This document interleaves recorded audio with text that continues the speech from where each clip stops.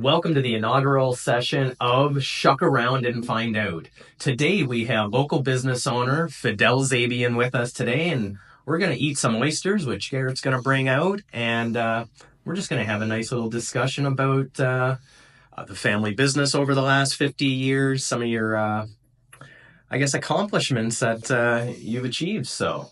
You know, the only reason I came is for the oysters, right? I know. Okay, just want to make that I seen you at the open house. Thank you, Garrett. So let's start off with I'd say an appetizer, but it's all oysters. So What are we having? today we are, these oysters are from Raspberry Point out in PEI, which is they're our premier, I'd love to say sponsor, but they're the premier supplier of the oysters that we sell at the retail location and at the farmers market. So, Canadian. yeah, so the ones we have today are Lucky Line. So they're my favorite. They're just a nice full oyster, salty like the sea. So now, because you're such an oyster aficionado, I didn't do any of the cooked oysters or any Rockefeller versions of. But we do have the typical, if you're going to go to a cocktail party, these are what you would probably see laid out, Tabasco or like a Frank's Red Hot. This is my new favorite here. This was put on to me at a wedding that we shucked at back in the fall. And the father of the bride, who happened to be footing the whole bill, he said, "I want one thing, Chris. I want my own bottle labeled of this green Cholula jalapeno hot sauce." And I say hot, it's more like a flavored, it's a really nice flavor. But, Right. and then I have never had the ginger goat here, but this is a great, like a Canadian company. And then your typical cocktail sauce. We have some spicy horseradish here, and that is from a company in Delhi, so another local company. You would think I remember the name of it. You will later on. Yeah, it'll come to me. And then lemon. So these are sitting on ice, just freshly shucked. So let's... So what do you want to do first? What do you want to... Well, How do you want to try it? We'll do the same together so we can compare. we could do one just Sure. al fresco. Sure. I'm good with that. Cheers. Cheers.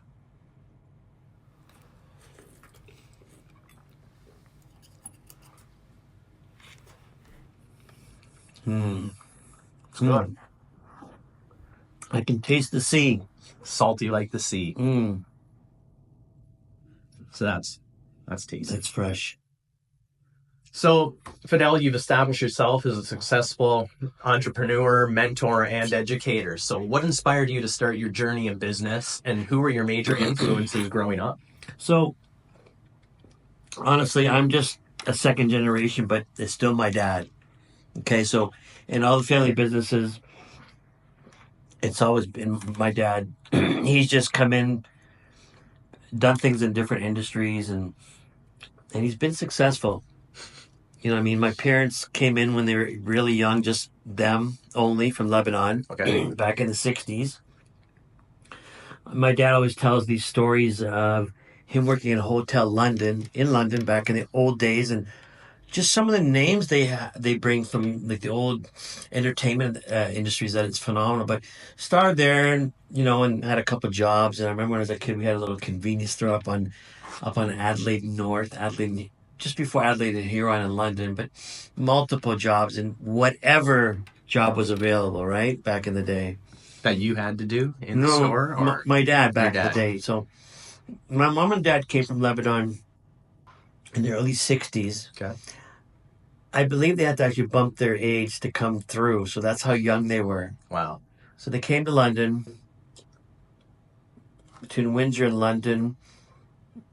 We had some family there at the time before I was born. I was born in 1967. And basically, we held a number of jobs in hospitality, and I know he worked at Hassan Steel at one time, and God knows where else. From there we sort of moved around, and my brother and I, my family went to Lebanon in the early 70s. Mm-hmm. My mom and dad said they were going to Beirut away to trip, but they kept us there with my grandparents and came back here for a year and a half. And then before the Civil War started, we sort of came back here. We were in we ended up being in Woodstock, actually, I guess. So whether it be the Oxford truck stop that you know now, or the Oasis, or in Ingersoll we used to have the Roadrunner. Some you might know it as the Oxhorn, I think. But yeah, my dad's been in almost anything and everything. Wow. We've had smoke shops, we've got a B&B, we got clothing stores. We're now into commercial building. So Commercial when did you plaza. get into the commercial? It's intriguing. So my dad built so we used to have the Oasis Steakhouse on Norge Avenue in Dundas, and it was just a building by itself, right? And then in the 80s, I think, let's see, that was after we had the hotel and stores in Tilsonburg, but I think in the early 90s, we did demolish the restaurant and we bought the house beside it. We built a plaza there, which had the first drive-through convenience store in all of Canada, by the way. Here in In all Woodstock, of Canada. we had people from the States come here, City TV, everybody, right? So, but we are the first drive-through, and before many, well, you see with the chains now, we were one of the very first, but we built that plaza with the restaurant with the Oasis Steakhouse at the time, right? And I guess from then, my dad, you know, to his credit, started assembling land down in South Norwich Avenue here in Woodstock and some other parts. So then we built the Sleep Country Plaza. We built one on Millen, Maine, and we've got a couple other projects on the go. But we've been in steakhouse. My dad comes from the food industry, Okay. from restaurants to steakhouses. He's got like 50 years under his belt. Food My industry dad cooks really well, by the way. I, When our steaks, we used to serve anything from AAA to certified Angus beef, and everything was always done there. hand cut. Everything. I mean, back in the day before these chains, like we were always busy like this. And when the racetrack was at the fairgrounds, Right. we were like this all the time. Yeah. And that's how my dad sort of met everybody and made his connections at the restaurant now, right? My dad seems to know everybody, or everybody knows him. But so we've got thankfully out of the labor intensive stuff. We sold all our restaurants are gone now. Sold our smoke shop, the business, we kept the property, but we just have the clothing stores now. And we're building, because we used to also be in the bridal too. Okay.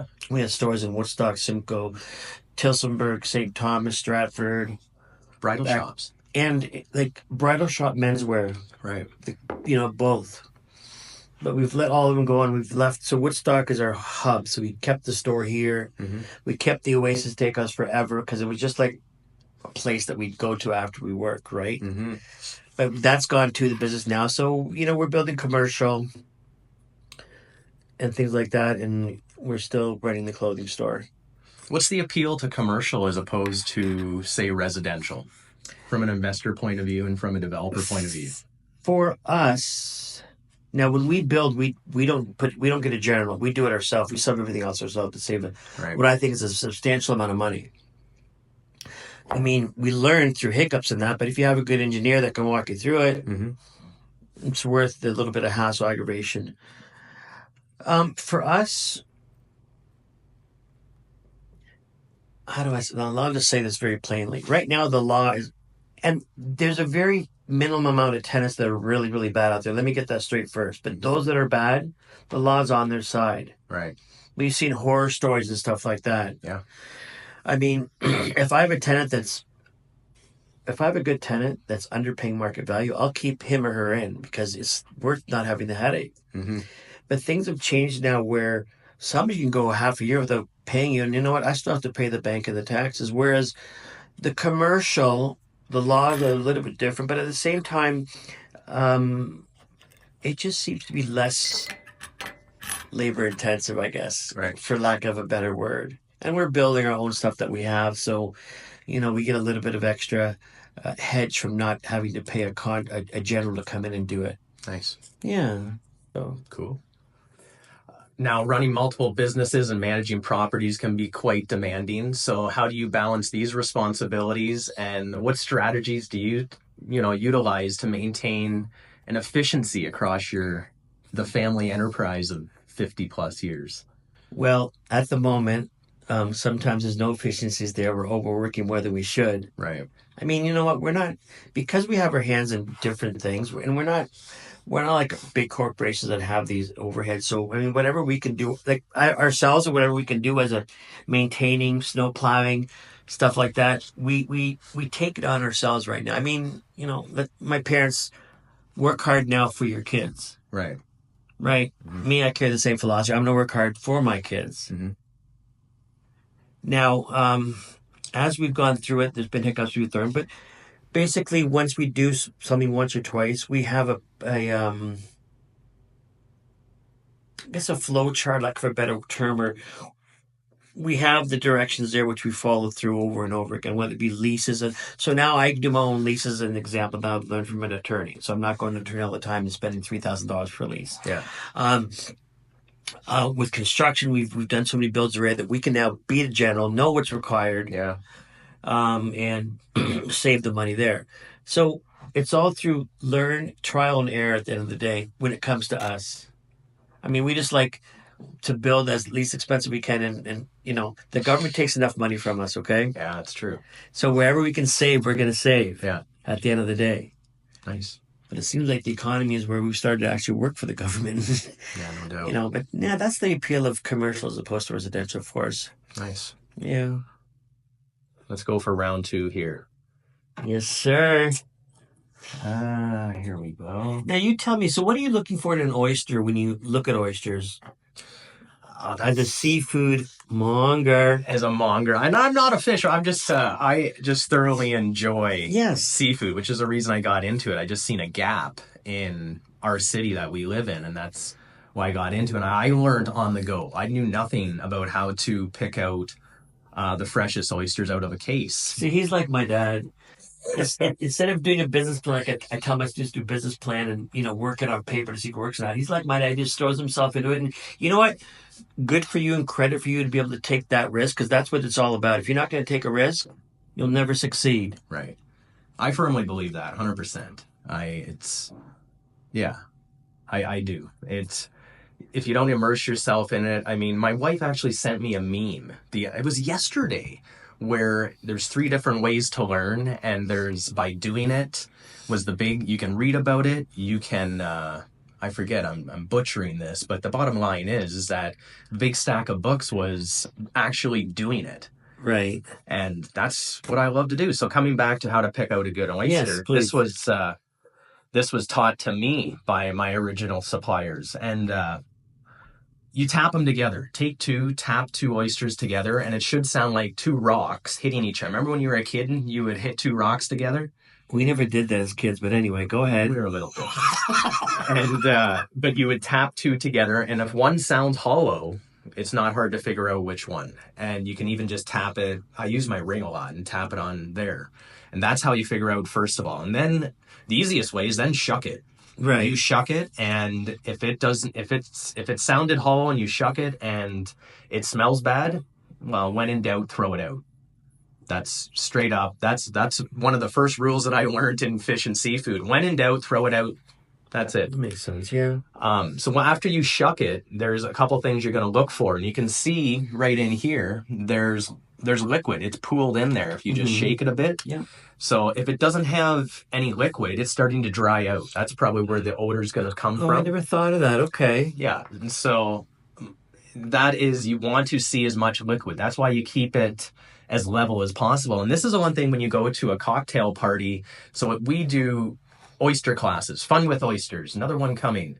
And I like to teach, if you are at a cocktail party and you're always going to see oysters on ice, but if you see one that's kind of cockeyed and there's no juice in it, that is a foodborne illness waiting to happen.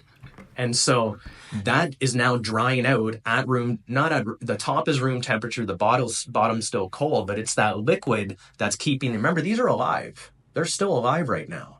They're alive in the shell. You shuck them. The liquid keeps them alive for as long as possible. So you're saying, right now with the liquids, if I had put it cockeyed and let it drain out, it's now starting to die a slow, painful death. So that's a bad thing. Don't eat those. You're at that cocktail party and you see a dry oyster and it's crooked, Mm-hmm. just go grab another one. Well, why don't they teach this to the royal family so they eat this stuff? Because they're not allowed to eat this stuff. I don't know. There you go. So I'm gonna try. Well, you're gonna go to the hottest one right away? Well, I've never had this one. All right, fine. So I want to try. I've had those two. I'm going to give that a shake. Do you like his shirt? Guess where he got it from? There you go. For those of you not from Woodstock, from Zabian's Menswear. Oh, that's got some. But you never had this before. No, I've never had it before. Do you know what's in it? No. So it's smoked pineapple and ginger. It's out of Conestoga. Pineapple, like on pizza, eh? Pineapple. Well, this is you've never had this one. No, either. I haven't had this one here Cheers. with you.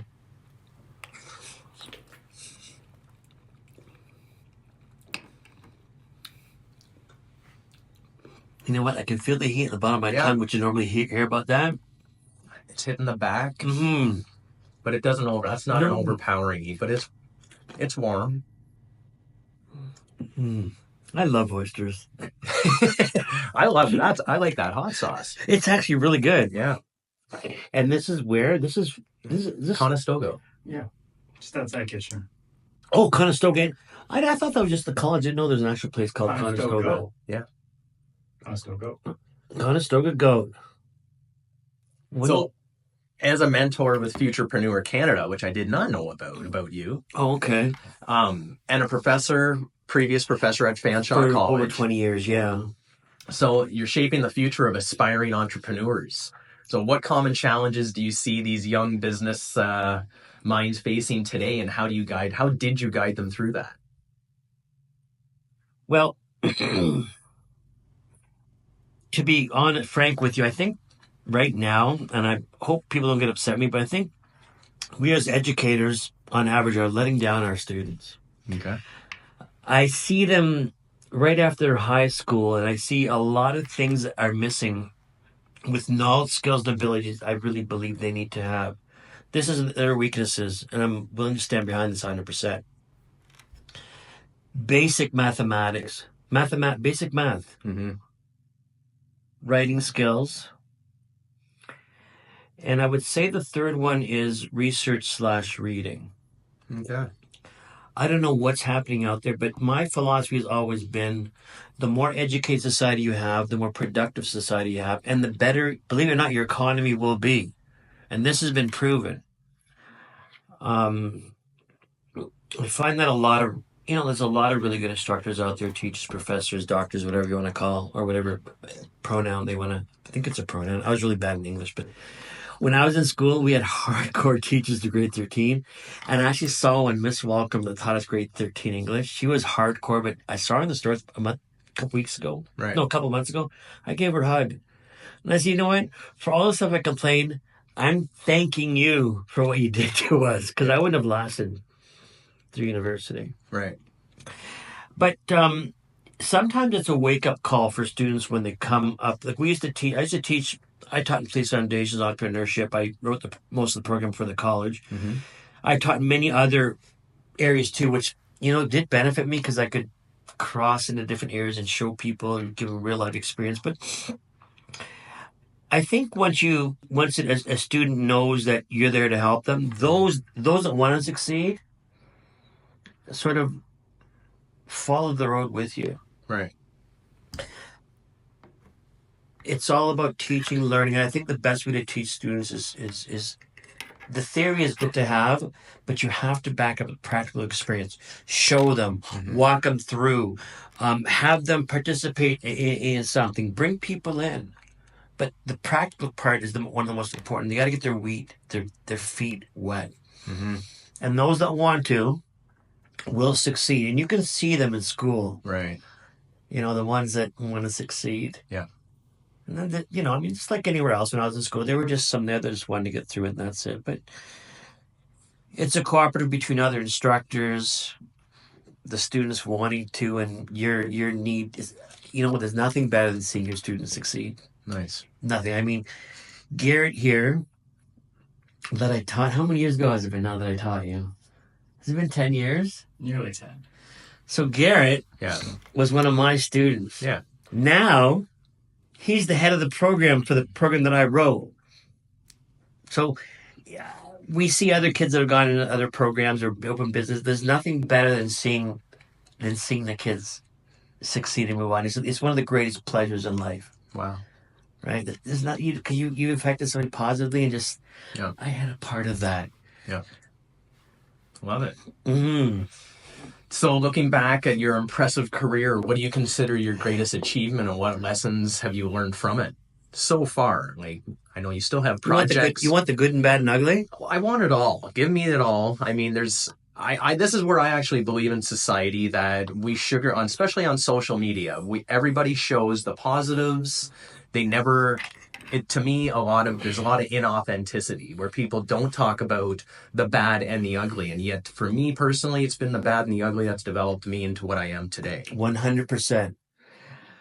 My dad always says, when you work with family, it can be very, okay? I'm glad you brought that up. Yeah, we know that, right?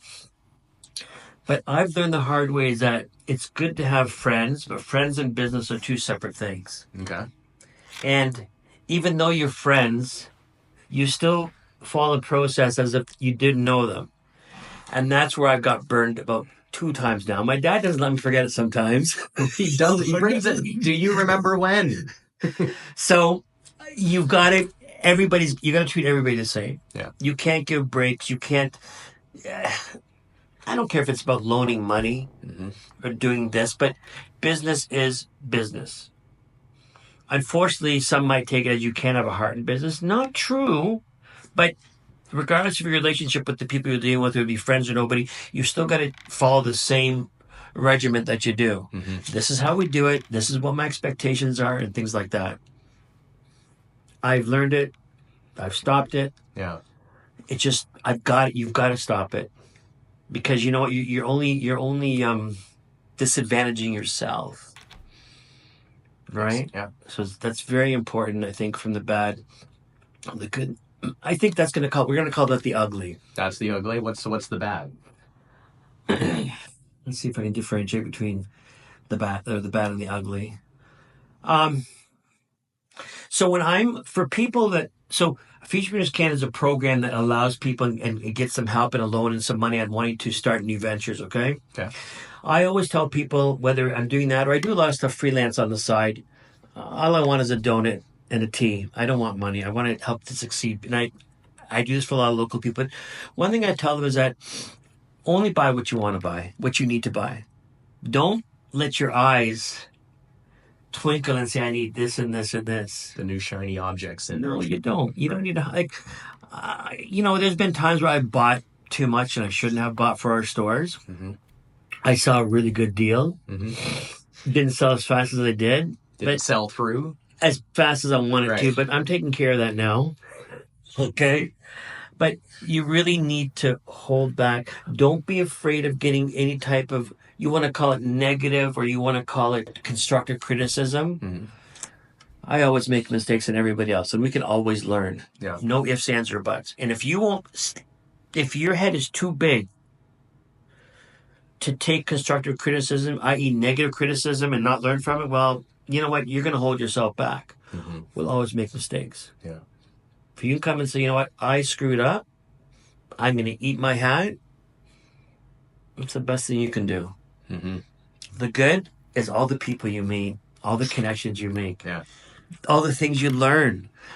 Being able to carry your knowledge, skills, and abilities to other things. So we've had smoke shops. We had restaurants for 50 years. We bring in clothing and bridal. We've got rooms we let out. We've got residential rental properties as well. So, I mean, the multitude of things that my dad has been in, it's crazy. Mm-hmm. And for that, when I teach, I'm able to show students, whether it's this field, or this field, like I can give them firsthand knowledge. Yeah. And one thing my dad taught me too, I think this is really important. Whether it be a lawyer or an accountant, whoever it is, you're paying them, right? Mm-hmm.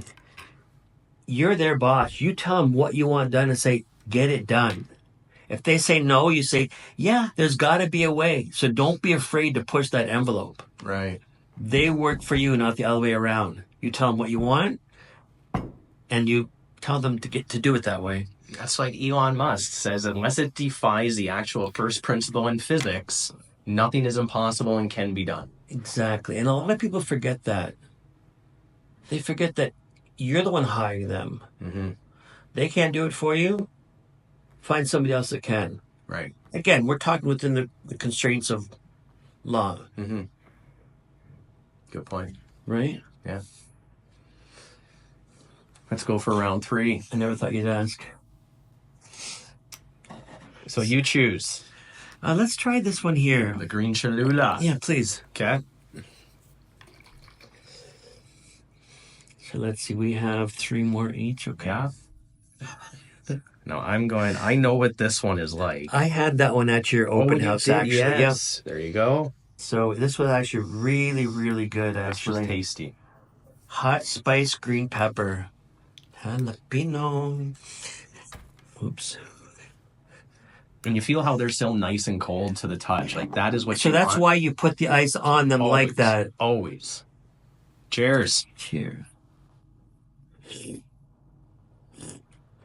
Now listen, how come mine's not coming off as easy as yours? That's all error. It's good. That is a tasty one. That is really, really good. You know what has? It's not really, to me it's not really hot. What It's about not- you? To me, it's more smoky. It is very, very, Very smoky. flavor.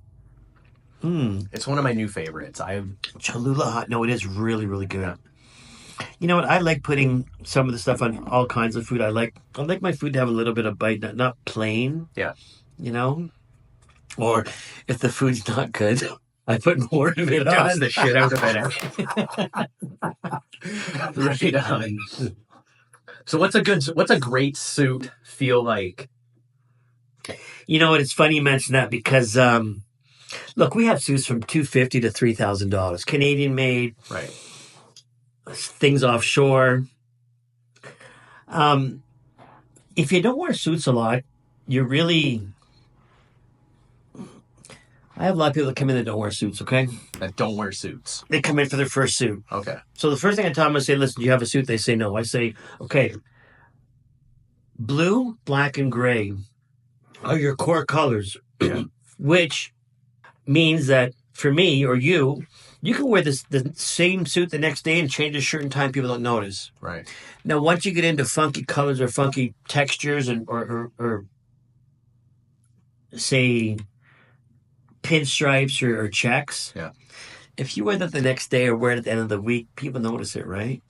Because it stands out and it is flashy. So I always tell people to always have 2 of the 3 core colors, black, blue, or gray, and then your third suit, if you want, buy something funky like that so you can cycle through it. Right. A suit is not like a pair of jogging pants or a sweatshirt, okay? Oh, I gotta hear it. Okay. No, it's just sometimes people come in and they go like this, right? See how the sleeve is good here? Yeah. They go, "Oh, it's short." I said, "Of course it's short when you do this." Yeah. Because your shoulder blade. I said 9 times out of 10 you're not going to be riding a bicycle doing it. That's how it fits like this, right? Right. Or Yeah. they go to me, they do this, right? They go, "Oh, it's tight."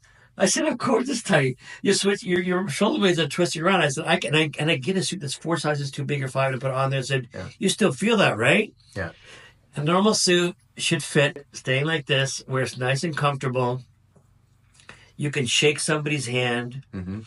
You know, the sleeve goes beyond the 2 bones there down. But one of my biggest pet peeves is when you do the bottom button and not the top. I always tell people, if you're going to do this, don't come and see me That again. just looks weird. So either do the top Yeah. or do both. Okay. 2, these tags are not made to stay on. They're made to come on. Till you see people with Come in and I say, "Come here." Number 3, this here, they come with they're stitched when they first come in for the purpose of non-wrinkle, but they're supposed to come off too, right? Those Okay. stitches. But you know what? It should feel comfortable that if you're in the pants, if you're sitting down, Right. that they're not busting you down there, right? Yeah. And lastly, I guess I'd say is when you're cleaning it, you know those lint cleaners, the ones that are the plastic The rolls? with tape, yeah. What happens to a Band-Aid when you put it on your finger and take it off and back and forth? What's left on your hand? The sticky plastic, the sticky. And if you're rolling it back and forth and thing and stuff, you don't think it's going to leave plastic or the stickiness on there? Ah, the light. That was like a the mind light. blown. I didn't even think, and I've had pets, so Listen, no. If you're in a pinch, okay, yeah, all right. But if you can use like the traditional lint brush, right, it takes longer, yeah. but it's better for your clothes. Okay. But I know what you mean. Like I was telling Garrett the coat I'm wearing, I didn't realize I had it on the chair and the table, and the cats love to. Yeah. Oh yeah. It's like fresh meat.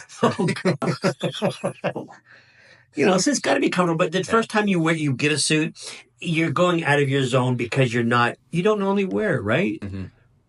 Same with dress shoes. We do everything for men except bedroom slippers. Yeah. It's the same thing. You know, the first time you try it is different, but hopefully you go somewhere that you can trust. Yeah. I always tell people if it looks like crap on you, I'm going to tell you not to sell it to you. Why? I don't want you going somewhere and them saying, "Hey, where'd you go?" Zabians, and in the mind they say, "I'm not going there because you look like crap." Yeah. You know, just like here, I come here Right. because I trust you, and I tell you what I want. Thank you. And you suggest, and you know what? You've never led anybody astray, and that's one of the most important things in business is to be very honest, not to be afraid to say, "I don't think you're gonna like this," or Yeah. I was gonna come back to you after the show and say, "Look, my wife doesn't like fish, so is there something you can recommend that's not fishy?" Right. And there's a lot of people like that, too, because I'm the only one in my house that, I mean, my daughter actually, but nobody else likes, I mean, they're scared to try it. Yeah. So answer my question. What would I get her if she doesn't like the fishy stuff smell? Fishy. I do want to come back and put a pin in what you talked about, an important thing in business and be referrals when person. I want to come back to referrals. But to answer your question first, I really try in a fish and seafood store to avoid fishy. There are other fish like that are more fragrant than other ones. So the ones that I think are most typical would be cod. Cod, as soon as you get it, should smell like the ocean, and ours does. And you get that fresh aroma from it. 2 to 3 days later, before, if we have not sold it all and then we do actually vacuum seal and sell it as a discounted frozen product, it's going to be the one fish that does bring on the fishy smell. Now, its kind of cousin would be, and we get all of our cod and haddock from Iceland. And we do the odd time get it from the East Coast in Canada, but haddock is, I would say, a real, if you want somebody who doesn't like fish, you would start them off. And that's if you're just going to give them a plain fillet that you're going to say pan fry with some salt, pepper, finish with a bit of lemon. Mm-hmm. That's just that's like those three staple, and throw some olive oil in there. But haddock is a sweeter flavor than cod and really doesn't get that flavor, that fishy smell. Now, when you cook a fish, that's a whole different game. Most fish, after you cook it, is going to... Some people don't even like to cook their fish in the house, which I get.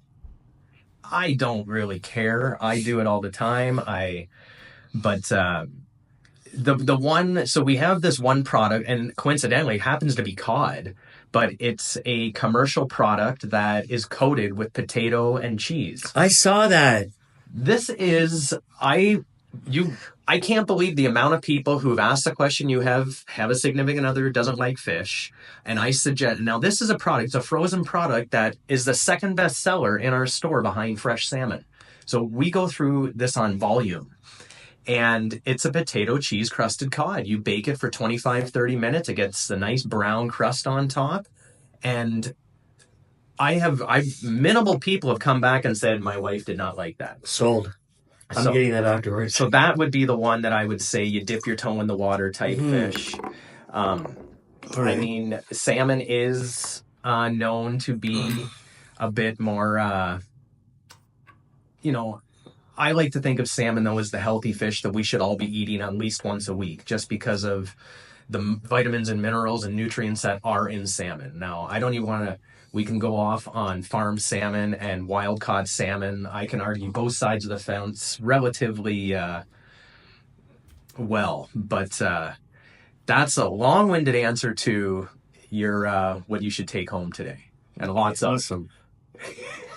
Go back to your pin now. Sorry, I distracted you. yeah, no. So you brought up a great point on when you're growing a business, the importance of referrals. Like, I like the fact that referrals are exponential. You know, everything else when you're talking about advertising is more linear. You know, if you throw $100 at a certain ad, you're going to get X amount of people to see it, and you're going to get X amount of people, usually on average, who are going to come purchase. But when you tell one person tells four people tell 10 people tell, that exponential growth in referral business or word of mouth. Are you old enough to remember that? Is it Fadel Zabian commercial? Fadel Zabian. Is that what it is? Yeah. Goes from 1 to 2 to 4 to so, yeah. You know, and that goes back again to customer service. And that's what we're missing in this world. I mean, I don't care if it's banking or whatever it is, everything's automated now. Right. But I truly, truly believe one of the successes of our business is that customer service is so important. Yeah. And and I think I can mimic whatever I'm saying. I think it's applicable right here that you've done it. It's people come in, you want to not win their trust, you want to show them why they should trust you. Mm-hmm. Right? Take care of them, you tell them, like, I'm very blunt. If it looks like crap, I'm going to tell you it looks like crap. Yeah. For weddings and the same thing, I do the same thing because I've seen things like, for instance, sometimes people don't believe me, but when I say, what color dress are you wearing? If it's an off-white, I say you can't go. Then the guys can't go with white shirts because it makes your dress look dirty. Some don't believe me. They see it in the pictures afterwards. Or if I say they all have to have the exact same white shirt on, they can't go to 3 different stores because you'll notice it. They might say, they'll come back and say, you know what, you're right. And the picture blows up. So, you know, it's all about trust. And once there's trust, then that's where the referral kicks in, right? Mm-hmm. And I think that's one of the most important things in business is that instead of you and I spending $100 on advertising, the referral from a friend costs nothing, but it has 10 times the weight of that ad. Yeah. And it's free. And you did nothing. You just were honest. Right. So build the product. You want to build the best. To me, this is the way I had explained, this way Apple did it, is you build the best product and let the product do the advertising for you via word of mouth. Steve Jobs, I've read stories of him where even little miniature things or small things, and he said, no, this has to be done better. So he was really, he looked at the smallest part of it to make sure that it was perfect. Yeah, and I highly recommend anybody who's never, Walter Isaacson, the biography that he did on Steve Jobs, that blew me away. It took me months to read it because I kept going back and reading. It's an amazing book on Steve Jobs. And I mean, the guy was an asshole. I'm sure he even said it, like he knows it. But when you start to find the reasons why and where he knew what he wanted to do. He knew the vision at the end of the day, and he did not deviate from that. So anyways, that's my little tangent on that one, but let's have another oyster. Please. Tabasco? Let's do some traditional Tabasco. Not my favorite. It's a little acidic. I'm going to do what you did. I'm going to douse it on there because I do like the heat. Do you like this or Frank's better? Frank's. Why? I don't know. To me, this is too vinegary, and that's the one thing that Frank's is not. Cheers.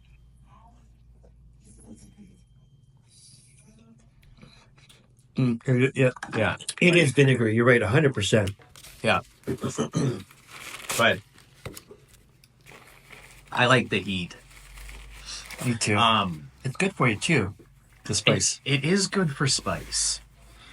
So you're also a member of a business improvement board, the BIA.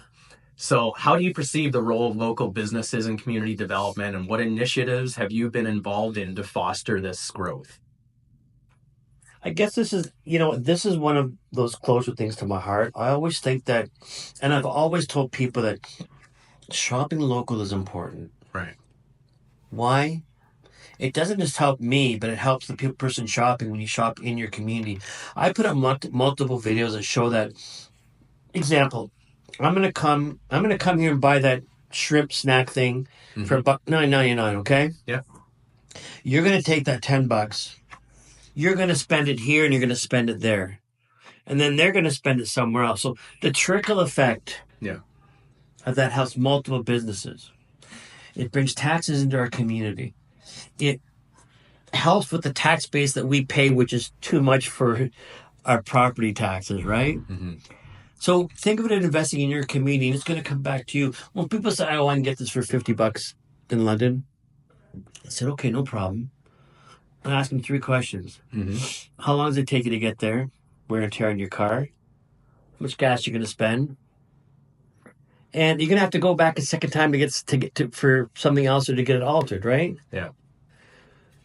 I'm personally, and not everybody can, okay? But I personally would pay a little bit more to buy local, but not, where it makes sense. Has to be relative.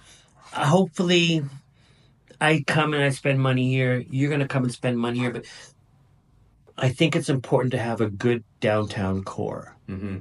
You look at what happened in Brantford and St. Thomas. It took a while for them to rebuild it again, because once it goes down, it's much, much harder to bring it back again. Right.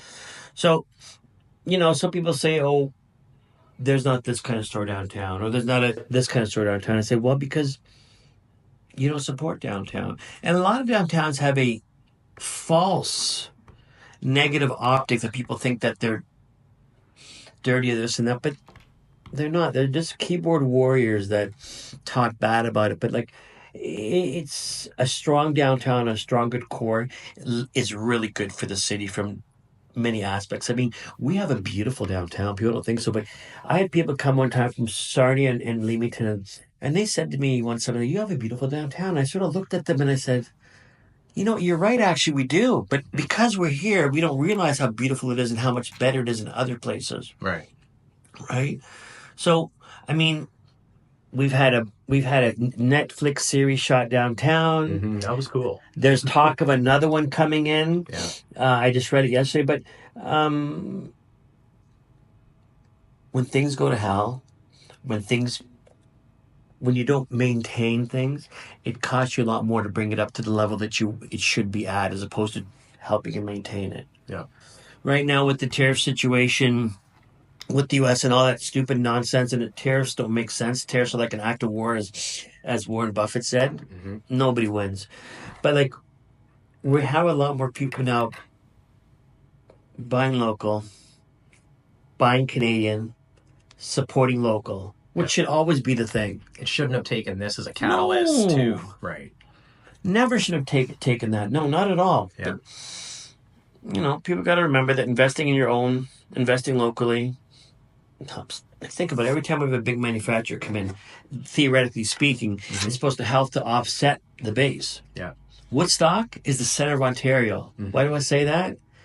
Every highway comes through Woodstock, Ontario. Mm-hmm. The 400 series, the 59s, the 53s, the 2s, whatever you want. We are the heart of it. And I'm surprised it took this long for to show what it is. Now, I'm not saying that going crazy is the best thing, but we're located in a really good area. Yeah.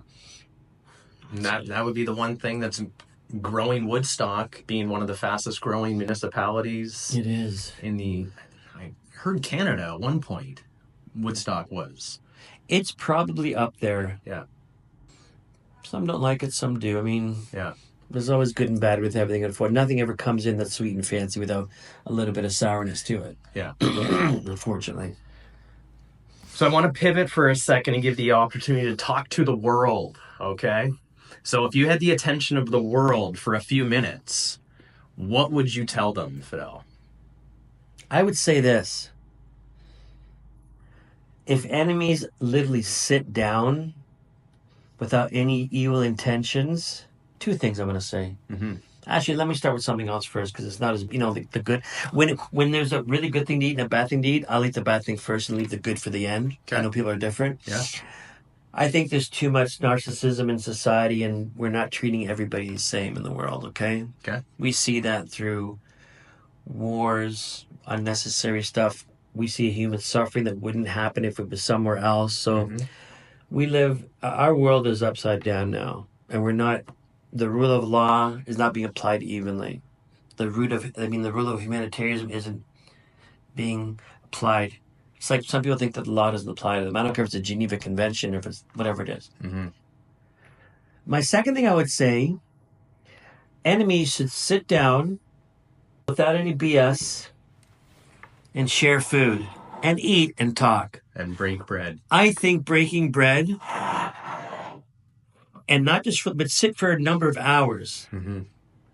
I honestly think that half of the stuff in the world that's bad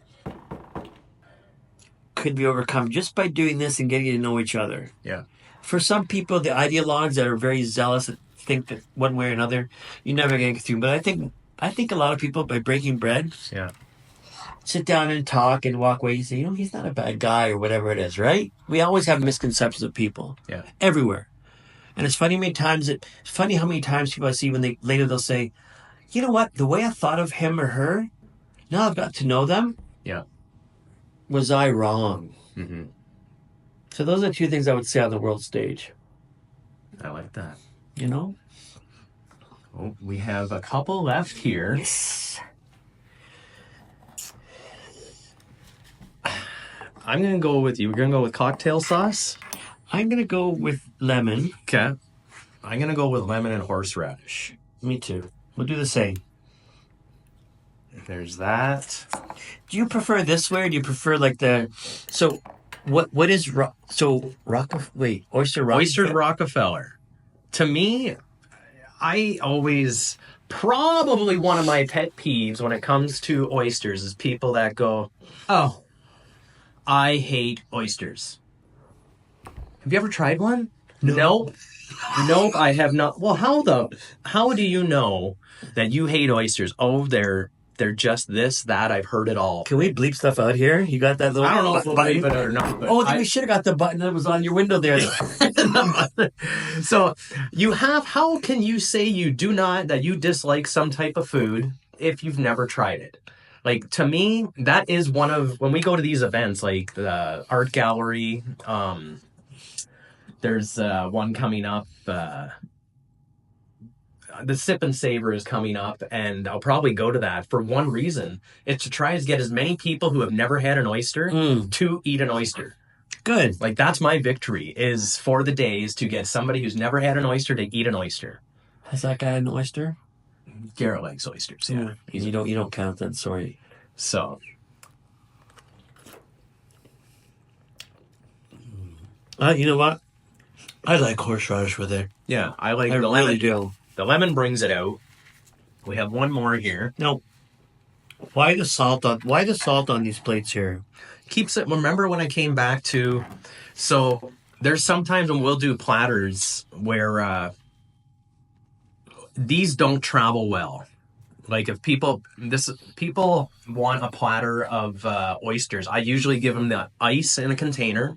I give them the container, and I tell them, and we also do this as one of the services that we provide, is we will shuck the oysters. We wash out the shell. We call this, this is the well. Okay, the outside, yep. And we wash them, refrigerate them, and tell the customer to assemble it yourself, because this does not travel well. If you're driving half an hour and you have a beautiful platter of oysters that I shucked and put them on there perfectly, wrapped them in saran wrap, half hour, 45 minutes later, look how you can see how it's melting here. Yeah. That is not good. So the salt, the answer to your question is, the salt is, see how it's perfectly level and the juice is not flowing out? You can just see.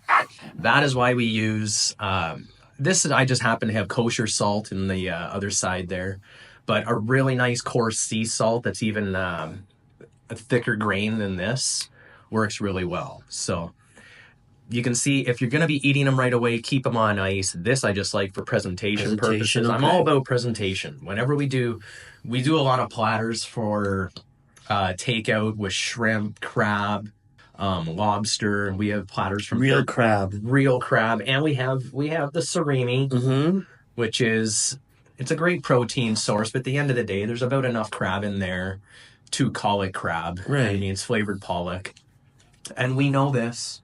And but at the end of the day, if you're filling a platter and you just want to have some nice, beautiful shrimp and something else to fill the platter, the surimi crab does it. But we have platters all the way up to $200 with real lobster, crab, and they're beautiful. It's about 6 pounds, of protein, and yeah. So that's the salt. Sometimes we use salt just to keep things level. It's all about presentation. I'm going to try a bit of this. The only one we haven't done is the cocktail sauce.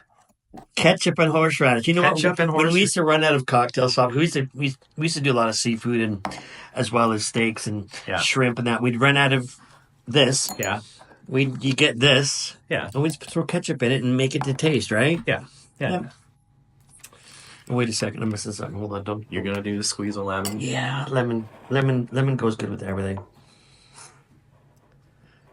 Except my shirt. Oh man, this is the last one. Well, I'm walking out with shrimp. The shrimp snack there anyway. We go.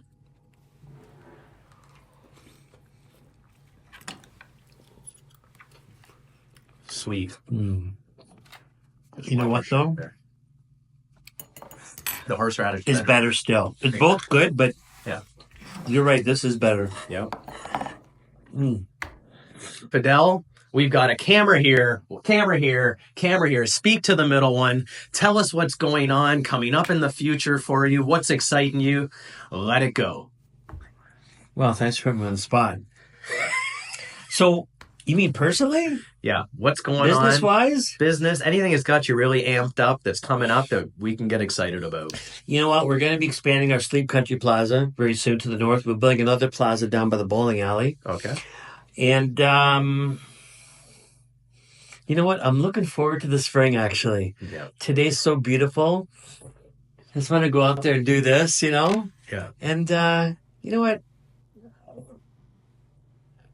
I hope I still seem humble. I mean, that's all I can expect. But no, that's nothing really earth-shattering. Just continue on and progress with what we're doing. That's awesome. How about you? For me, we're just finishing up we're here at 1300 Seagrave Unit 4, and we got Garrett behind the camera this is a new Activate Media production, which is our media company that we are helping small business and levels of municipality around the area to communicate in what we think is short form content and in podcast form. So that's our specialty. That's what we're working a lot on. But the fish and seafood store, we were just finishing up our expansion into our other doubling in size, which we started about 6 months ago. So that is exciting. And just keep buying one appliance at a time to keep filling it up with more and more products to supply to these beautiful people of Woodstock. So what's your newest thing? I guess I'm going to interview you for just 30 seconds, but shoot. This is a seafood place, but there's more than seafood in here. There is.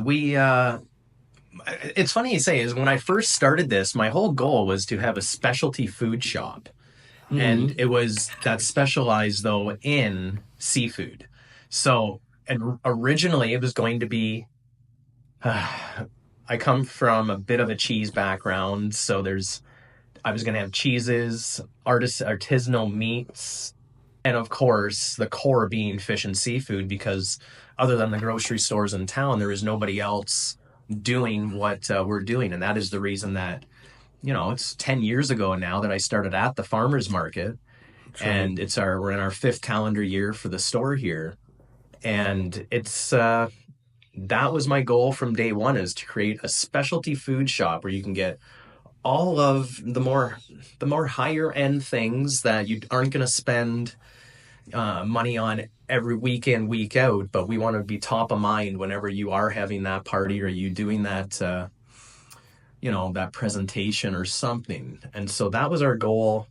And now that we've expanded, we have a little bit more room where we're going to be delving into proteins and meat other than fish and seafood, which will be surf and turf. We're going to offer a really nice steak. We just recently started, we have 2 chefs on staff currently, and they're great. So I want to showcase them. I see she's making something today. She's making fresh pasta. And so this is week 3 of making fresh pasta. This is what she used to do when she was a chef and a poissonnier at one of the wineries that she worked at, was making fresh pasta. So it's, 4 dozen eggs using just the yolk. And yeah. And one of the more exciting things that we're rolling out for wedding season coming up is called the Shuck truck. My passion for oysters is, it's beyond, it's out there. I need some business cards to give them to. Yeah, because this is who we're trying to develop relationships with, is wedding planners, people such as yourself. Truck, called the Shuck truck, where we will be going on site to golf courses. We did a wedding in the fall that went over so well that the wedding planner could not believe that this was a thing. And when she seen people lined up, and there was Chef Courtney beside me, and we shucked in 55 minutes almost 400 oysters. That was a feat. And so that is where we're, any future growth, and at the same time, it's fun. It is so much fun.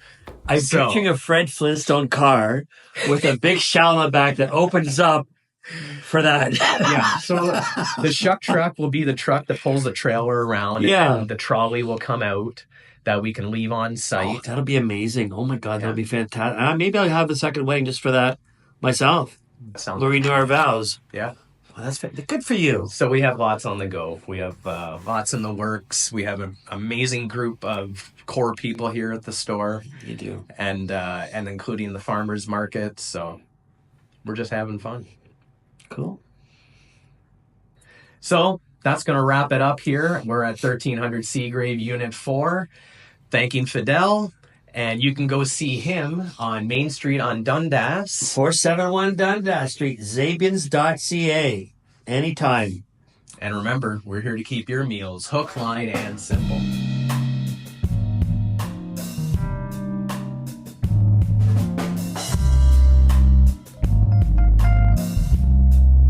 Oh my God. Was that okay? I did that? That's what we wanted. I wanted you to do that. Okay, I'm good. glad you did that because I didn't know the address. Oh no, when I went like this and laughed when you're hickling. Oh, I should have said I'm feeling crabby too. God damn it.